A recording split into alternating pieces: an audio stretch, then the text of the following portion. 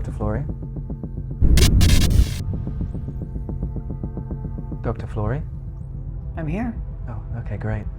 Thanks again for taking the time. I found a case in my research that I think fits well. Great. Is this before or after the ecological imperative was adopted? Before, the imperative was emergent, but the outbreak cluster had not yet happened. In a video from the 2020s, it shows our subjects a mother and her adult son referring to an infection he was battling throughout the 20-teens. Okay. Show me.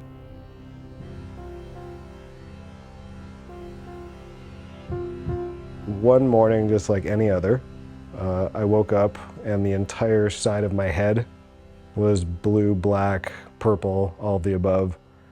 My left ear was extremely swollen, hot, sort of twice its normal size. And I felt behind my ear, which is, I must have felt in some way, shape, or form the night before washing my hair, taking a shower, nothing had caught my attention, but a chestnut-sized abscess. And I pulled my earlobe forward and it was giant black. And obviously there was something back there growing and quickly invading, and it had taken hold the whole night. It was horrifying, and my reaction was to be really frightened. And when I saw him, I was even more frightened than I had been when I heard about it, because it looked terrible. And I was glad they were able to operate on him. It was a Saturday, I believe. Mm-hmm. There was no anesthesiologist available, and they said they couldn't wait. I mean, I didn't even get into a chair before he said that. It became even more scary when less than a week later, it was back. What was his status before and after? Let's see. Extremely healthy. No real history of illness. Worked in something called medical device sales. He surfed and was some kind of acrobat. Okay, let's resume. The original bacteria must have colonized or my skin or my glands or the follicles. You know, they can grow and almost become a part of you. And no matter what I took, no matter how many pills, no matter how many dozens of courses of antibiotics, they just kept coming back.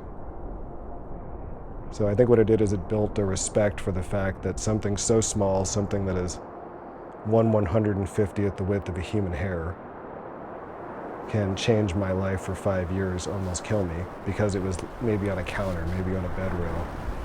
It's humbling, is the best way to put it.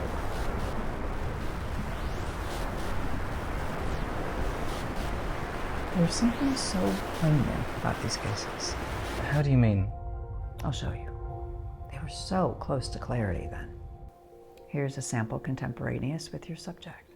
We as a species have the sense of biophilia, a love for diversity, a love for diverse organisms. And when we deprive ourselves of that, we're really cheating ourselves of one of the great aspects of what it means to be human. Sometimes when people have a little bit of power over the world, and in particular a little bit of power over the biological world, they mistake that little bit of power for total control.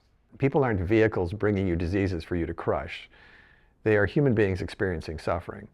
And your job is to relieve that suffering. The technique often for medicines that we're good at is relieving them of their disease. But the purpose is not to relieve them of the disease. The purpose was to relieve their suffering.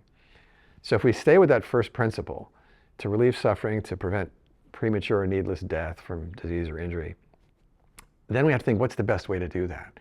I think we're very much stuck in this mindset of, the silver bullet approach to disease. And this is really something that we've held on to since the introduction of penicillin. You now see, of course, a reopening of this sense that maybe humans actually don't know everything there is to know and don't have total control over this process just by using antibiotics. If you were born after the 1980s, there have been no new classes of antibiotics that have been discovered and brought to market in your entire lifespan.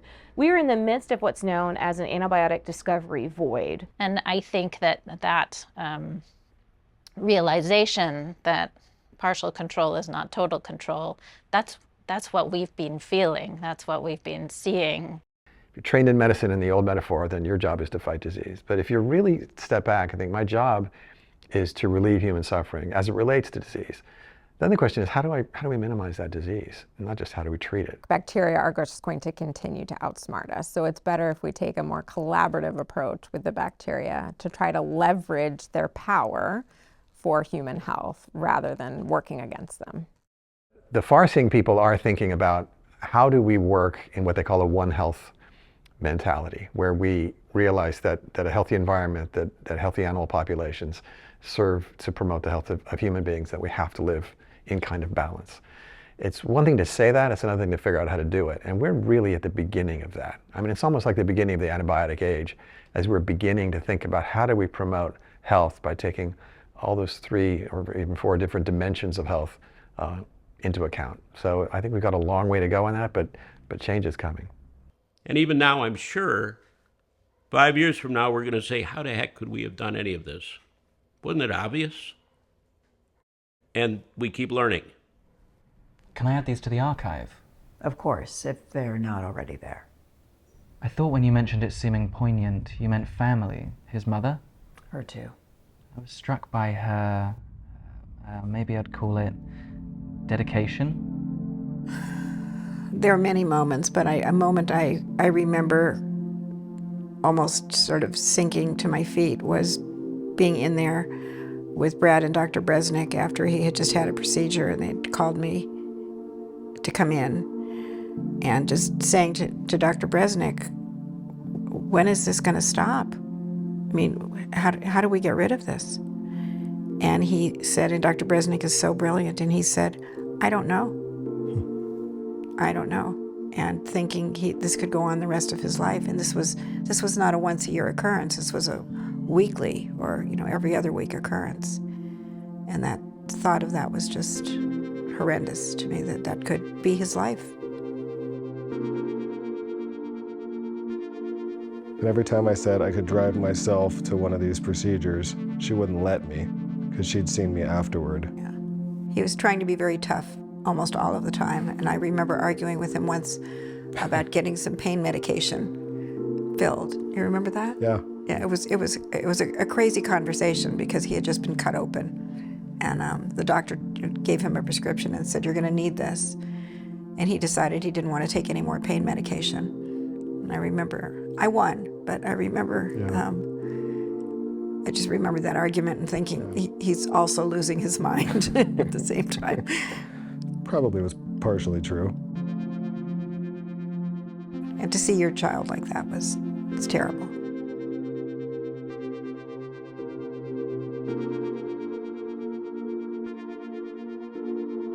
Dedication seems like the right word to me. In my experience, a similar quality inheres in period care teams as well. That's absolutely the case here. I'm so grateful for Dr. Bresnik. Every single time I had something pop up, he'd make time for me. Have you had any issues, any more cysts, areas that are tender, early infections? And I was trying to remember how many times I was in one of these operating rooms. I mean, I would say we did about 15 operations for you. which is more than enough for a lifetime. Starting back in 2009, but it's been a while. Well, what's concerning about Brad's case wasn't so much the first day, because he had an abscess that once it was drained, I knew he would do better. You remember that Saturday when this started? Yes, it was from the hospital. You came here and we worked on this left side. Yeah. So this year looks really good. As a matter of fact, you've healed so well, you don't have any significant scarring, which is pretty amazing considering what it was. What was more concerning about Brad's case was the recurrences, that he would develop many, many more infections in the head and neck, typically cheek near the ear, behind the ear canal, and scalp, that would affect him over many years. And this is a person who had been healthy, he had a good immune system, and there wasn't a lot of explanation as to why he was having so many new infections in somewhat different locations, right side, left side, ear, cheek, scalp, without an underlying reason. So what was your theory about how they colonize the skin, you talked about that once, how the original infection may have just become embedded in the glands or the skin. Yeah, so I think, all of us have bacteria that live on our skin surface, and if they're pathologic bacteria, that can create an infection. I think if we didn't have antibiotics available, we would really have to think very carefully about the operations, the surgical procedures we do, because you have to have a safety valve. In other words, if you do an operation, let's say somebody is having a knee replacement and the wound gets red, and you're concerned about clinical infection, the orthopedic surgeon is going to say, I need to start an antibiotic here. If you don't, and it is an infection, and the infection gets down to the prosthetic knee, you have to actually take the knee prosthesis out of the patient. And the disruption to life and the future deformity and the morbidity to the patient is really high. Let me know if something begins to grow or swell or become painful. Mm-hmm. And I'll look forward to seeing you again under the best of circumstances. Care for patients with chronic infections has become very difficult, and trying to find antibiotics that can cure life-threatening infections in patients who have complicated medical histories, who have been hospitalized a long time, is very difficult. And occasionally, there actually isn't a drug that will effectively eradicate some of the infections that are being seen, especially in tertiary care centers, like big university-based hospitals. It's hard to believe they're only 10 years from 100 million deaths. It seems obvious to us now, but it wasn't then. If we can describe the blind spots and the bottlenecks, and perhaps we can avoid similar mistakes. They only responded after the outbreaks. Is that what it takes? Catastrophe? I hope not. Depends on your theory of change. We humans don't have a great track record. The stakes were so high. 100 million direct deaths. And that's not even counting ancillary mortality from food system destruction, let alone the collapse of surgery, dentistry, chemotherapy. We're talking billions of dollars, no? A great thinker from before the time you're examining wrote about this. He said there are as many plagues as there are wars in history. Yet always, plagues and wars take people equally by surprise. That's cold comfort. Indeed. Before that, he also wrote about the ancient myth of Sisyphus. As a punishment for his hubris, the gods condemned Sisyphus to push a boulder up a hill only to have it roll back down every time for all eternity. But in his retelling, the thinker asks us to imagine Sisyphus smiling. And reject the gods. Reject that it's a punishment. People have known that for a long time. Of course, there are pathogens out there. There always have been, there always will be. But what are the conditions of resilience? What's going on in the individuals that don't get sick?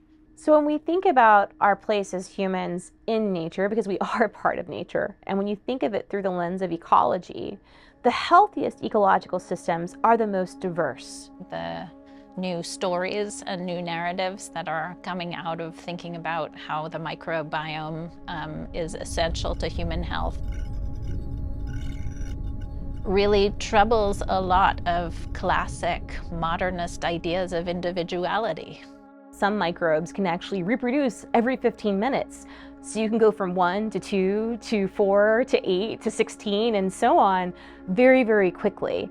And so that's one advantage that they have over us, is this ability to reproduce and pass on certain genetic elements that can help offspring survive. They can also exchange different genetic elements within their communities. So this can allow other neighboring organisms to survive when they pick up those genes.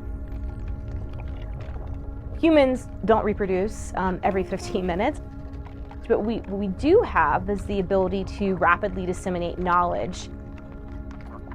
You've just got to use science for what it's good for, which is to figure out what works best, what's most acceptable, what's most affordable, and what's most effective. You know, it's not just what's most effective. If people can't afford it and they don't, culturally accept it, that's no good.